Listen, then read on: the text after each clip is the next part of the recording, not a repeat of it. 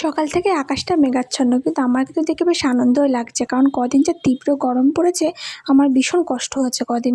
তো বাবা এই মাছগুলো এনেছিল, মাছগুলোর নাম আমার মনে নেই। পুজো তো আর কিছুদিন পরে এসেই গেল, তাই আগমনের নতুন সুরের সাথে মানুষের সাথে সাথে ঘর বাড়িগুলোও পরিষ্কার পরিচ্ছন্ন রাখা উচিত।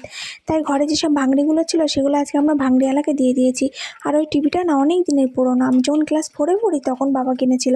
টিভিটার সাথে অনেক স্মৃতি জড়িয়ে আছে, আমি তো সারাদিন কার্টুন দেখতেই ব্যস্ত থাকতাম এই টিভিটা। স্কুল থেকে যে খিচুড়িটা আর ডিম সিদ্ধটা আমাকে দেয়, খিচুড়িটা খুবই সাদামাটা হয়, একদমই সিদ্ধ মতন খেতে লাগে। তাই ভাবলাম যে একটু তড়কা মতন করে খাওয়া যাক। একটু পেঁয়াজ, আদা, শুকনো লঙ্কা এগুলো দিয়ে একটু রান্না করেছিলাম। আর রান্না করতে করতে কারেন্টটা ফুস হয়ে গেলো। কেমন রাগ হয় বলো তো, আজকে সারাদিন এতবার কারেন্ট গেছে কী বলবো। আর গরমে তো আমি পুরো হাঁসফাঁস করেছি। আকাশটা মেঘাচ্ছন্ন, তবুও ভীষণই গরম লাগছিল, আর এই অবস্থায় গরমটা একটু বেশিই লাগে।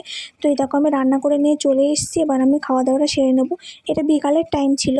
বিকালের টাইম আমি সাধারণত দুধ দিয়ে হরলিক্সটা খাই, কিন্তু এই দুদিন একটু খাওয়া বন্ধ রেখেছি। সবসময় কি ভালো লাগে বলো? তাই ভাবলাম আজকে বিকালে খিচুড়িটা এইভাবে রান্না করে খাই।